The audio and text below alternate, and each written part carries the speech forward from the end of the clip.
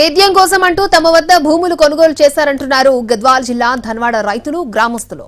ఇప్పుడు ఇథనాల్ పరిశ్రమ పెడుతున్నారని మండిపడుతున్నారు. ఆ భూములన్నీ నీటి వసతి ఉన్న సారవంతమైనవని అధికారులు ప్రజాప్రతినిధులకు తమ గోడు చెప్పుకున్నా పట్టించుకోవడం లేదని ఆవేదన వ్యక్తం చేస్తున్నారు.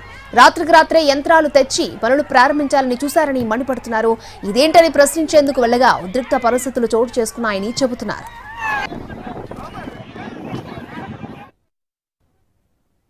రాజోలి మండలము పెద్ద ధన్వాడ శివారులో ఏర్పాటు చేయబోతున్నటువంటి ఇథనాల్ కంపెనీని వ్యతిరేకిస్తున్నటువంటి ధన్వాడ గ్రామస్తులు మనతో ఉన్నారు. అసలు ఎందుకు వ్యతిరేకిస్తున్నారు, భూములు ఎందుకు ఇచ్చారు, మరి ఇప్పుడు ఎందుకు మళ్ళీ అడ్డుకుంటున్నారు అనే అంశంపై వారితో మాట్లాడే ప్రయత్నం చేద్దాం.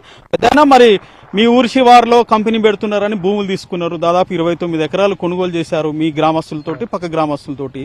మరి మీరు అప్పుడు భూములు ఇచ్చి ఇప్పుడు పోయి ఆడ గొడవ చేయడం ఎంతవరకు కరెక్ట్? ఇప్పుడు మా భూములు అయితే అప్పుడు ఇచ్చినారు మా పెద్దలు, ఒకలా ఏం పెద్దగా ఏం లేదు. ఇప్పుడు ఏముందంటే అది మంచిది కాదు మాకి. అప్పుడు చెప్పిరా మరి దీనికి కంపెనీ చెప్పలేరు మాకి. సేద్యానికని సేద్యానికైనా చెప్పడం దాన్ని. మాకైతే అది మేము ఖచ్చితంగా ఇత్తనాల కంపెనీ వేస్తాము, మేము అది చేస్తాము ఇది చేస్తాము అనేది కాదు.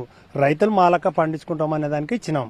అన్న, మీరు చెప్పు, ఒక పక్క న్యాయంగా ప్రభుత్వం ఉంది, అధికారులు ఉన్నారు, ప్రజాప్రతినిధులు ఉన్నారు, మీరు గతంలో మంత్రిని కూడా కలిసామంటున్నారు.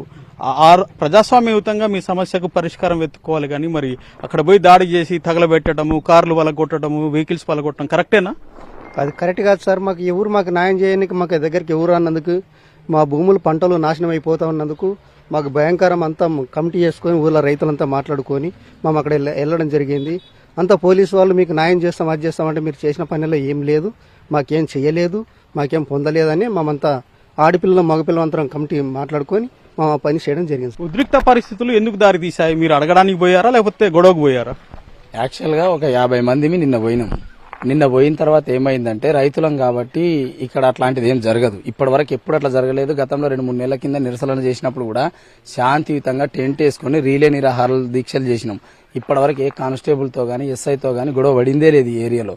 అయితే నిన్న ఏం చేసిండ్రంటే, కంటైనర్లు తెల్లవారుజామున ఎప్పుడో రాత్రి వచ్చేసినాయి. సరే వచ్చినాయి, ఎందుకు వచ్చినాయి, ఇది ఏంది అసలు మాకు ఒక మాట చెప్పిండ్రు పెద్ద మనుషులు పైన అధికారికంగా.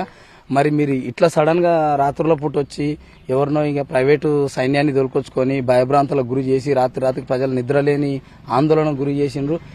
వీళ్ళు పోయేటాలకే ఒక 50-60 మంది 100 మంది పోలీసులు వచ్చిండ్రు. వాళ్ళు ఎట్లా వచ్చిండ్రు? విత్ డ్రెస్అప్ అయి వచ్చింది. ఇంకా ఆల్రెడీ హెల్మెట్, లాఠీలు అవి ఇవి. మొత్తానికి రైతులను మనం బెదిరియాలి. బెదిరించి ఏం చేసినా వాళ్ళను ఇక్కడికి రాకుండా చూసుకొని కంపెనీకి మనం యాజమాన్యానికి ఏదో ఇక చేయాలన్నట్టు. అడిగి పోయిన తర్వాత ఇంకా కొంచెం రైతులు ఇక కడుపు మంటలు, ఆవేశాలు పడలేక పక్కల్ని పొలాలు అట్లా జరిగింది. సో మొత్తం మీద ఈ గ్రామానికి సంబంధించినటువంటి రైతుల వద్ద 3వ వ్యక్తి భూములు కొనుగోలు చేశాడు. ఆ తర్వాత కంపెనీకి అతను అమ్ముకున్నాడు. ఇక్కడ కంపెనీ పెడతారన్న అంశం ముందుగా మాకు తెలియలేదు. సేద్యం కోసమే కొనుగోలు చేస్తున్నామని చెప్పేసి సదరు వ్యక్తి చెప్పడంతో నమ్మి భూములు అమ్మాము. ఆ తర్వాత కాలుష్య కారకమైనటువంటి ఈ ఇథనాల్ కంపెనీని తీసుకొచ్చి ఇక్కడ పెడతామంటే మేము ఒప్పుకోమని చెప్పేసి గతంలో ఆందోళనలు చేశాము. మంత్రి శ్రీధర్ బాబు గారిని కూడా కలిసి విన్నవించాము. సో రైతులకి నష్టం కలిగించేలా, రైతులకి సమ్మతి లేకుండా మేము ఎట్టి పరిస్థితుల్లో కంపెనీ ఏర్పాటు చేయబోము అని చెప్పేసి స్పష్టం చేశారు. సో అప్పుడు మేము ఆందోళన విరమించాము. అంతేకాని మేము ఇప్పటికి కూడా ఇథనాల్ పరిశ్రమ అయితే మాకొద్దు, మేము ఎలాంటి పోరాటానికైనా సిద్ధమే అని చెప్పేసి ఈ పెద్ద ధన్వాడకు సంబంధించినటువంటి రైతులు పేర్కొంటున్నారు. వీడియో సందీప్తో హైమాద్, NTV, పెద్ద ధన్వాడ నుంచి.